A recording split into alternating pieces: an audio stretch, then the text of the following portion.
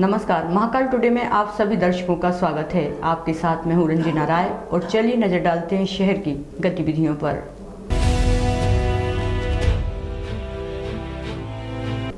भारतीय किसान संघ ने जिले में हो रहे खाद्य एवं यूरिया पर कालाबाजारी को रोकने के लिए टावर चौक स्थित मध्य प्रदेश राज्य सहकारी विपणन संघ के कार्यालय पर आकर्षित होकर धरना प्रदर्शन किया है।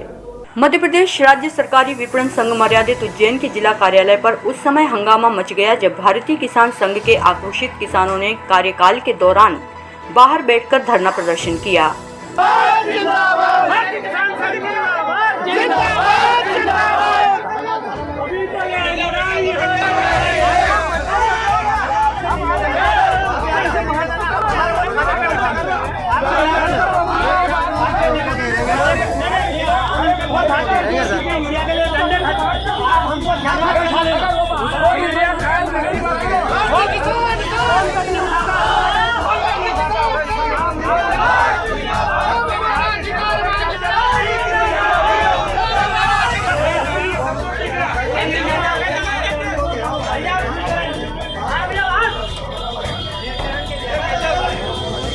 लगा ताला लगा इधर दिखाओ इधर भैया इधर दिखाओ ताला जिंदाबाद जिंदाबाद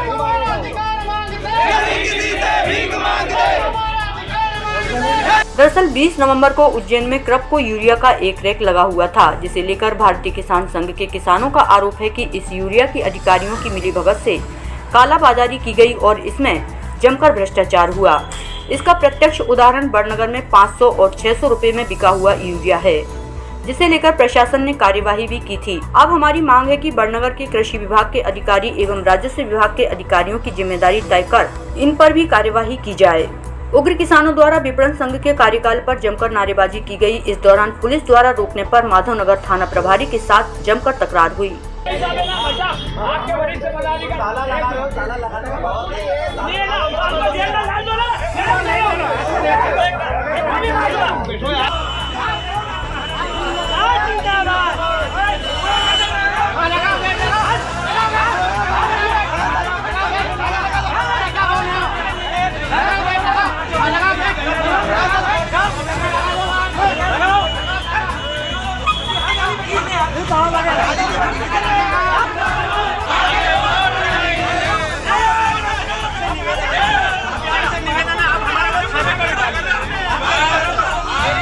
बाद में मामले को बढ़ते हुए देख मौके पर और पुलिस फोर्स तैनात किया गया। साथ ही एडीएम संतोष टैगोर, माधवनगर सीएसपी मीणा ने मौके पर पहुंचकर आक्रोशित किसानों की बात सुनकर उन्हें शांत करवाया एवं इस मामले को लेकर कार्यवाही को लेकर आश्वस्त करते हुए ज्ञापन दिया। एडीएम संतोष टैगोर के मुताबिक भारतीय किसान संघ के पदाधिकारियों से हमारी बात हुई है। उन्होंने यूरिया की कालाबाजारी को लेकर यहां धरना दिया था और ज्ञापन देकर अपनी मांगे रखी हैं। इस विषय को लेकर आज शाम हमारी आगामी बातचीत होगी। जैसे कि जानकारी प्राप्त हुई थी, भारतीय किसान संघ के द्वारा यूरिया नहीं मिलने की शिकायत के संदर्भ में डीएमओ कार्यालय वो आए थे। बातचीत के दरमियान कुछ विषय हुआ तो इनके द्वारा यहाँ पर एक बैठक की गई है। यहाँ सब एकत्रित हुए थे, पुलिस बल और मजिस्ट्रेट और हम सब सभी लोग यहाँ पर एकत्रित हुए हैं। चर्चा की गई है। चर्चा उपरांत एक ज्ञापन भी प्राप्त किया है और शाम को 4 बजे हम लोग पुनः बैठेंगे। जो और समस्याएं होगी जिसका माइनॉरिटी लेवल पर सॉल्यूशन करना होगा तो उन चीज़ों पर हम लोग आगे कार्रवाई करेंगे। वहीं भारतीय किसान संघ के पदाधिकारी भारत सिंह देश के मुताबिक 20 नवंबर को उज्जैन में क्रपको यूरिया का और एक लगा था, उसमें भारी भ्रष्टाचार हुआ है। हमारी प्रशासन से मांग है कि इसमें प्रशासन की जवाबदारी तय की जाए। साथ ही उन्होंने पिछले वर्ष की भांति नगद बिक्री की व्यवस्था पुनः लागू करने की मांग की है। 30 अक्टूबर और 1 नवंबर को यहाँ क्रपको यूरिया का एक उज्जैन में एक रेक लगा था। उस रेक में भारी भ्रष्टाचार हुआ। इसको लेकर हमने डीएमओ कार्यालय आज घेरा था। हमारा कहना था कि जो सोसाइटियों के माध्यम से खाद जाना चाहिए उसको डीएमओ द्वारा डबल लाख में रखकर कालाबाजारी की गई। उसका दुष्परिणाम ये है कि बड़नगर में 500 और 600 रुपये में यूरिया खाद बिकते हुए पाया गया और प्रशासन ने कार्रवाई की है। हमारा कहना है कि सिर्फ व्यापारी ने जो गड़बड़ की उस पर कार्रवाई की, ठीक बात है, पर साथ ही प्रशासन के जो लोग हैं उनकी भी जवाबदारी तय होना चाहिए और कृषि विभाग बड़नगर और राजस्व विभाग बड़नगर इन पे भी कार्रवाई होना चाहिए। साथ ही जो डीएमओ ने कालाबाजारी करवाई है इसके संरक्षण में, इस पर भी कार्रवाई होना चाहिए। दूसरा, वितरण की व्यवस्था जो पूर्व में प्रशासन द्वारा चलाई जा रही थी, पिछले साल भी जो चल रही थी कि मंडी के सेल काउंटर से भी किसानों को यूरिया मिलता था, तो नगद बिक्री की व्यवस्था भी मंडी के काउंटर से रखी जाए ताकि किसानों को सरलता से यूरिया उपलब्ध हो जाए और कालाबाजारी ना हो पाए। किसान लोगों का प्रदर्शन है इनकी यूरिया को लेके शिकायतें हैं कि यूरिया की कालाबाजारी की जाती है। इनका जो तो ये कार्रवाई चाहते हैं कि ये यूरिया की जो कालाबाजारी है बंद की जाए और जो किसानों को जिस हिसाब से भी इनकी मांगी है इन्होंने ज्ञापन दिया है ADM साहब को, तो उसके विषय में कार्रवाई की जा रही है।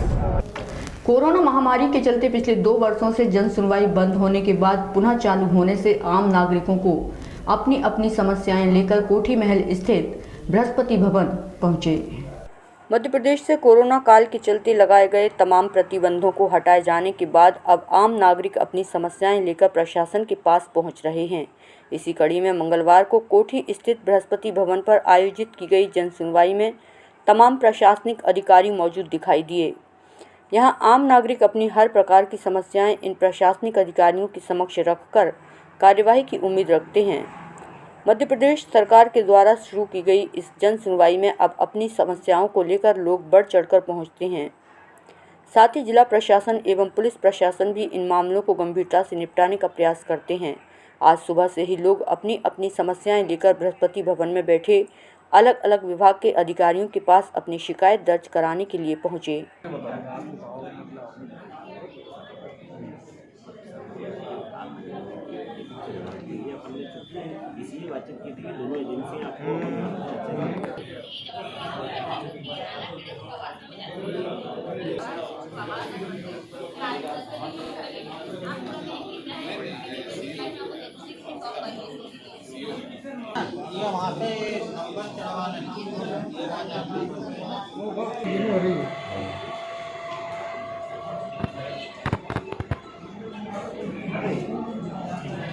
वहीं दूसरी ओर जन सुनवाई के दौरान एक दुखद पहलू भी देखने को मिला है। दरअसल आज की जन सुनवाई में ग्राम पंचायत नावदा जनपद पंचायत खाचरोद के ग्रामवासी अपनी समस्या लेकर यहां पहुंचे। ग्राम पंचायत नवादा के ग्रामीणों के मुताबिक हमारे गांव नवादा में 18 फरवरी 2019 में मुख्यमंत्री नल जल योजना के अंतर्गत 84 लाख से पानी की टंकी का निर्माण किया गया था। पानी की टंकी बनाने एवं घर घर नल कनेक्शन होने के बावजूद अब तक इन नलों में पानी नहीं पहुंचा है। ग्राम नवादा नल जल योजना के अंतर्गत लगभग अब तक 300 कनेक्शन किए जा चुके हैं, जिनसे प्रतिमाह 90 रुपये प्रति कनेक्शन भी लिया जाता है। बावजूद इसके गांव में टंकी बनने एवं नल कनेक्शन होने के बाद भी ग्रामीण जन गंभीर जल संकट से जूझ रहे हैं। गांव में लोगों को पानी के लिए या तो कई किलोमीटर दूर जाना होता है या फिर हेड पंपों पर लंबी लंबी कतारों में लगना पड़ता है। ग्राम नवादा के ही आनंदी लाल कपासिया के अनुसार हमने अब तक लगभग 4 से ज़्यादा बार जन सुनवाई में इस मुद्दे को लेकर आवाज़ उठाई है, लेकिन वर्तमान तक कोई निराकरण नहीं हो पाया है। हमने गांव के मंत्री एवं सचिव को भी इस बारे में अवगत करवाया है। सीएम हेल्पलाइन में शिकायत करने के साथ ही खाचरोद CEO से जब हमने इस विषय में चर्चा की तो उन्होंने शिकायत वापस लेने के लिए हम ग्रामीणों पर दबाव बनाया और शिकायत वापस नहीं लेने की स्थिति में हम ग्रामीणों पर शासकीय कार्य में बाधा डालने के प्रकरण की धमकी दी। इसलिए आज हम उज्जैन में कलेक्टर महोदय के समक्ष सभी ग्रामीणजन आए हैं कि हमारी समस्या का जल्द से जल्द निराकरण करवाया जाए। यदि हमारी इस गंभीर समस्या का निराकरण नहीं हुआ, अन्यथा हम उज्जैन जावरा स्टेट हाईवे को जाम करेंगे। नल जल योजना की और मैं ये चौथी बार आ गया यहाँ कलेक्टर साहब के यहाँ निवेदन करने, और जब भी आता हूँ जब भी यही बोलते हैं कि बस हो जाएगी, 1 दिन में 2 दिन में हो जाएगी, और समस्या का हल नहीं हो रहा। जब से ही मैं परेशान हो रहा हूँ बार बार आके, और जनता पहले भी आई मेरे साथ और अभी भी आए और कोई सुनवाई नहीं कर रहे हमारी यहाँ पे। समस्या क्या है? समस्या नल जल योजना की गांव में घर घर नल लग गए, लेकिन अभी तक घर नल में पानी नहीं छोड़ रहे ग्राम पंचायत द्वारा। क्या कारण है, क्यों नहीं छोड़ रहे हैं? उनकी लापरवाही है। हमारे से हर महीने रसीद भी लेते हैं, 90 रुपये 60 रुपये महीने के हर महीने रसीद कटवाते हैं। वो कब बन गई टंकी, कितने घर हैं? 2018 में बन गई थी। वो 64 लाख से बनी हुई टंकी है। नर्म कितने घर हैं वहाँ पे? 300 कनेक्शन है सर नल जल योजना के। सभी परेशान हैं? सभी परेशान है, पूरे गांव में। आज मैडम ने क्या कहा आपको? आज भी बोला कि कल तक तुम्हारे यहाँ पहुँच जाएगी, अधिकारी आ जाएंगे और कल तक हो जाएगी, लेकिन कोई नहीं आते सर। आज बोलते हैं और कल कोई भी नहीं आते वहाँ पे। क्या नाम है आपका? मेरा नाम 4 बार हो गया मैं सर जी, मेरे 4 बार आ गया, 4 ही बार ऐसे ही बोलते हैं यहाँ पे अधिकारी जो भी बोलते हैं। हाईवे जाम करने की भी मैंने हाईवे जाम करने के लिए भी हमने लिखित में दिया है कलेक्टर साहब को कि हम जल्दी हमारा हो जाए, नहीं 4 दिन में हम हाईवे जाम करेंगे। रामायण सर्किट स्पेशल ट्रेन में सभी ओर से विवाद के स्वर उठ रहे थे। IRCTC ने इसके लिए एक बड़ा निर्णय लिया है और सभी वेटरों की ड्रेस को चेंज कर दिया गया है।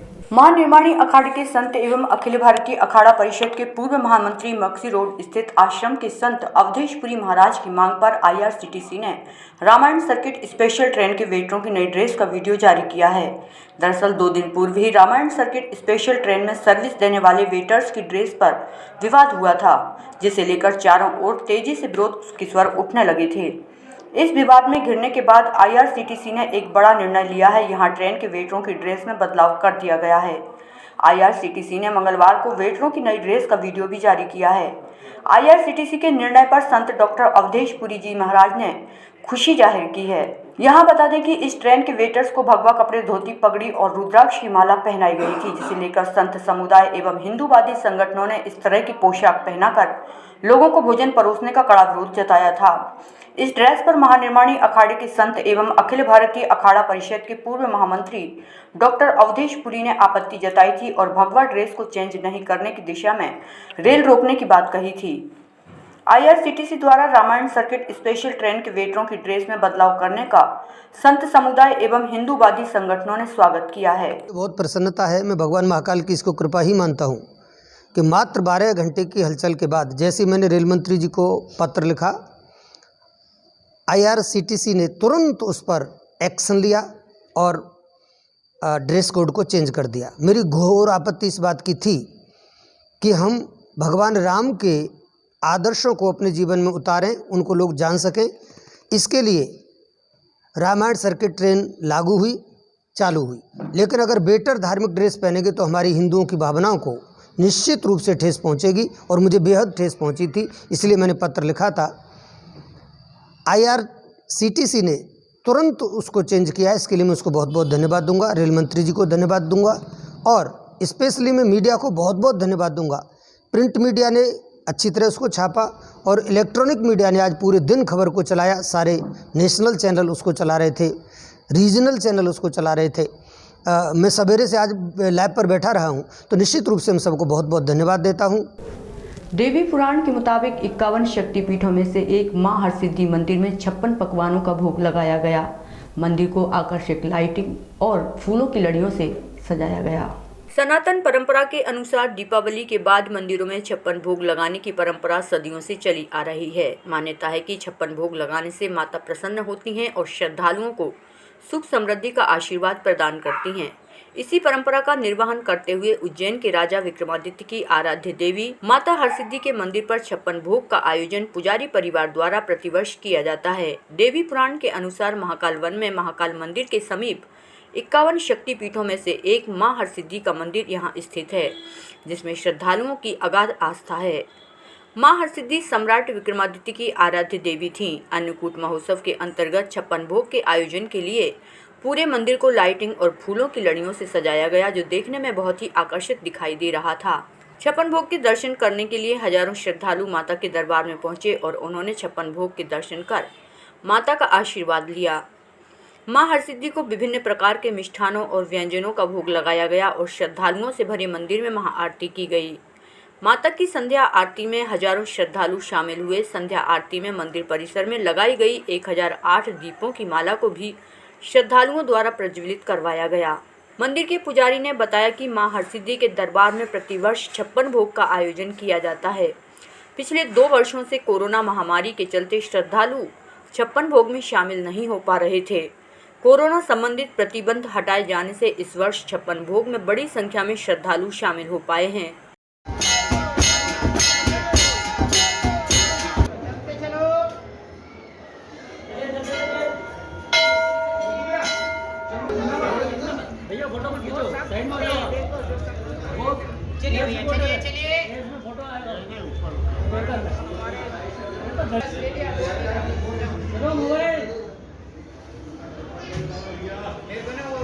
चलो भैया चलो हाथ जोड़ के आगे बढ़ते चले। इसको बंद करें मोबाइल, भैया मोबाइल बंद रखे, चलिए।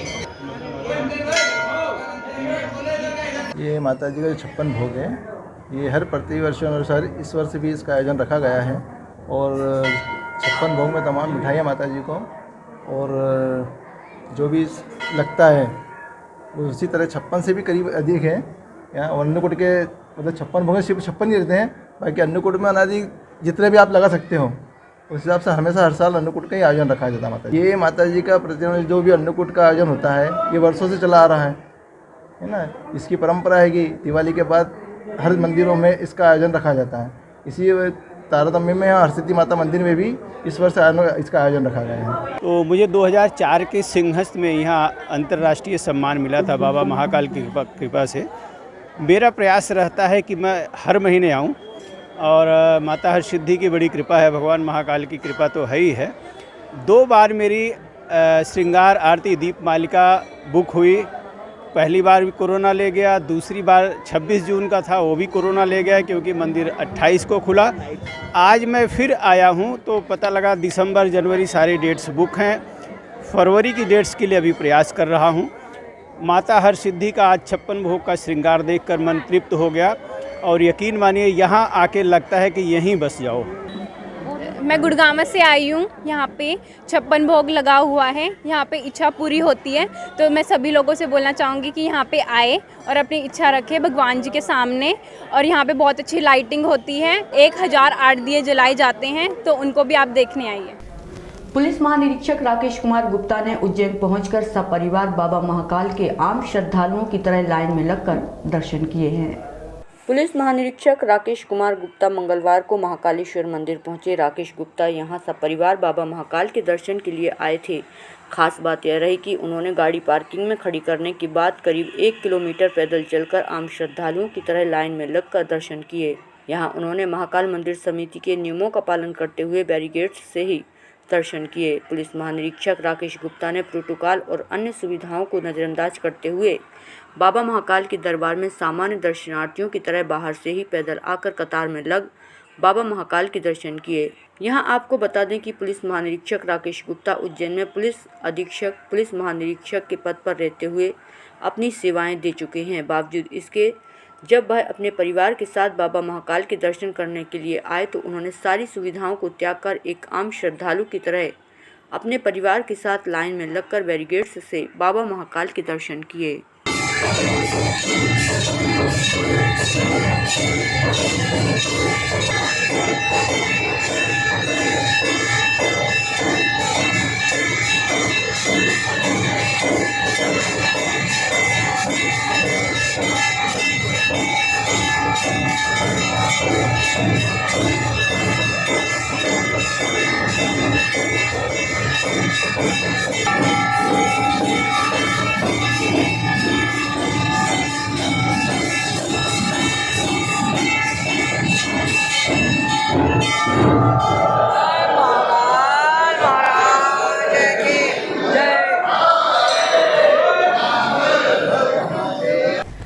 उच्च न्यायालय की जानकारी के बाद यातायात पुलिस और आरटीओ ने एक संयुक्त कार्यवाही की है। शहर में संचालित होने वाले ऑटो चालकों के दस्तावेजों की चेक की गई। उज्जैन आरटीओ द्वारा कार्यवाही करते हुए शहर में संचालित होने वाले ऑटो के दस्तावेज जांचे। इस जांच में कई ऐसे ऑटो मिले जिनके दस्तावेज पूरे नहीं थे। मामले की जानकारी देते हुए आरटीओ संतोष मालवीय ने बताया कि उच्च न्यायालय में किसी के द्वारा रिट पिटीशन दायर की गई थी कि जिस पर उच्च न्यायालय ने टिप्पणी कर नाराजगी व्यक्त की थी, जिसके बाद परिवहन आयुक्त महोदय ने प्रदेश भर के आरटीओ को निर्देशित किया था कि प्रदेश में संचालित होने वाले समस्त ऑटो दस्तावेज जांची जाएं। आज पहले दिन शहर से 100 ऑटो के दस्तावेजों की जांच की गई, जिसमें से 19 ऑटो ऐसे मिले हैं जिनके दस्तावेज पूरे नहीं मिले। 19 ऑटो को नानाखेड़ा थाने को सुपुर्द किया गया है। ऑटो संचालकों द्वारा ऑटो के दस्तावेज प्रस्तुत कर दिए जाते तो ऑटो छोड़ दिए जाएंगे। जैसा कि आपको जानकारी होगी, माननीय हाईकोर्ट में एक रिट पिटीशन लगी थी जिसमें अवैध ऑटो का संचालन जो हो रहा है पूरे मध्य प्रदेश के बड़े शहरों में, उनके ऊपर हाईकोर्ट में माननीय जजेस के द्वारा जो है नाराज़गी व्यक्त की गई है कि जो अवैध ऑटो जो संचालन किए जा रहे हैं इनके द्वारा विभिन्न प्रकार के अपराध किए जाते हैं और इनके डॉक्यूमेंट्स जब वैध नहीं होते, इनके रजिस्ट्रेशन नहीं होते, परमिट नहीं होते, तो हम इन पर कार्रवाई नहीं कर पाते और पुलिस भी जो है इनको ईजीली नहीं ढूंढ पाती है। तो इस संबंध में माननीय परिवहन आयुक्त महोदय के द्वारा जो है संपूर्ण मध्य प्रदेश में दिशा निर्देश जारी किए गए थे कि जो इन पर अवैध ऑटो रिक्शास पर जो है अंकुश लगाया जाए और उनको जब्त कर पे विधिवत कार्रवाई की जाए। इसी परिप्रेक्ष्य में आज हमारे द्वारा उज्जैन में संयुक्त रूप से ट्रैफिक पुलिस के द्वारा और आरटीओ के द्वारा कार्रवाई की गई, जिसमें लगभग हमने आज जो है 100 से अधिक ऑटो को चेक किया है और कम से कम 19 से 20 ऑटो जो है अवैध संचालित करते हुए पाए गए थे। उनको हमने जब्त करके थाना नानाखेड़ा में जो है सुपुर्दगी में दिया है और जो अगर ये दस्तावेज संपूर्ण रूप से बनवा लेंगे तो उनको रिलीज़ कर दिया जाएगा और जो भी जुर्माना रहेगा उसके अनुसार उनको कार्रवाई की जाएगी। चेकिंग के दौरान किस तरीके से कमी दस्तावेजों में देखने आई? चेकिंग के दौरान मूल रूप से देखने में आ रहा है कि ऑटो चालक जो है परमिट और अन्य जो दस्तावेज है बीमा वगैरह नहीं करवाते हैं और अवैध रूप से संचालित करते हैं। यात्रियों के साथ भी परेशानियां क्रिएट करते हैं कभी कभार और अधिक किराया वसूल करते हैं। तो इन सभी मुद्दों पर जो है हम कार्रवाई कर रहे हैं। उज्जैन की गरीब नवाज कमेटी द्वारा प्रतिवर्ष की तरह इस वर्ष भी मौलाना मौज चिश्ती की दरगाह पर उनके जन्मदिन के अवसर पर चादर चढ़ाई गई। इस अवसर पर नमाज भी अदा की गई। उज्जैन में हजरत मौलाना मुगिसुद्दीन मौलाना वाज चिश्ती रहमतुल्लाह अलैह के 668वें उर्स को बड़ी धूमधाम से मुस्लिम समाजजनों ने मनाया। उज्जैन के कमरी मार्ग स्थित अर्जानी शाह दूल्हा की दरगाह से बैंड बाजों के साथ जुलूस निकाला गया। गरीब नवाज छठी कमेटी के सदर गबू बाबा चिश्ती के द्वारा प्रतिवर्ष यह पर्व मनाया जाता है, जिसमें सैकड़ों की संख्या में समाजजन शामिल होते हैं। गरीब नवाज छठी कमेटी के सदर गब्बू बाबा चिश्ती हैं। समाज की ओर से शहर काजी खलीकुर रहमान, सज्जादन शीन नूर फलक, भैयू भाई, हाजी वसीम राजा, कुतुम लाला, रहीम लाला, तारिक चौधरी, मुख्तियार खालवाले का साफा बांधकर सम्मान किया गया। हजरत मौलाना मुगिसुद्दीन मौलाना मौज चिश्ती रहमतुल्लाह अलैह के 668वें उर्स के मौके पर आज आजिमुशान चादर का जुलूस शहर के प्रमुख मार्गों से होता हुआ आस्ताना पर पहुंचा। 12 मीटर की खिलाफ या आस्ताने आलिया की समाजजन की ओर से पेश की जा रही है। बैंड बाजों के साथ जुलूस कमरी मार्ग से होते हुए शहर के मुख्य मार्गों से निकलकर मौलाना मौज के आस्ताना पर पहुंचा। रास्ते भर जुलूस का स्वागत समाजजनों ने जोर शोर से किया। चादर पेश करने और मगरिब की नमाज पढ़ने के बाद लंगर का आयोजन किया गया।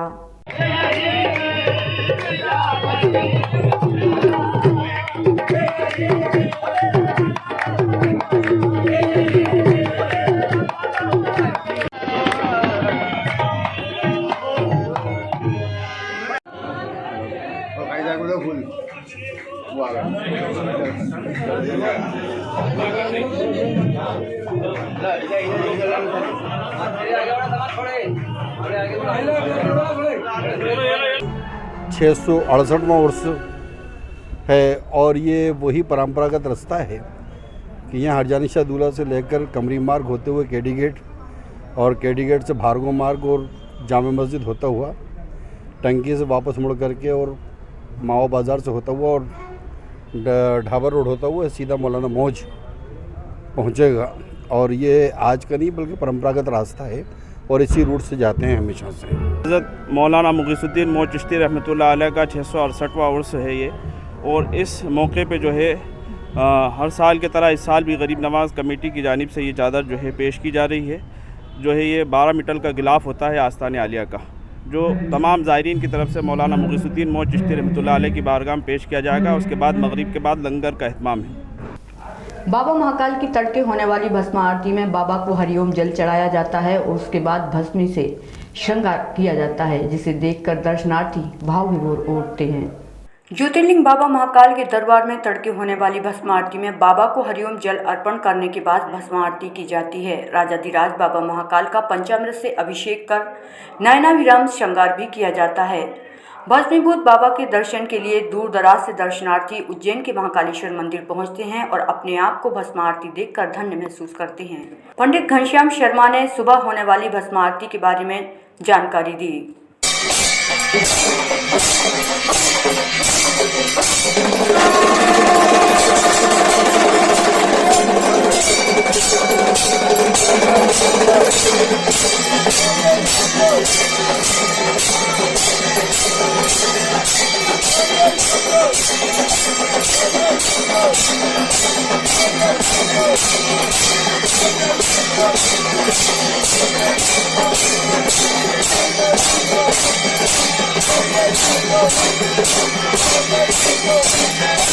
आज के अंक में यहीं तक, अगले अंक में फिर मिलेंगे। तब तक के लिए नमस्कार।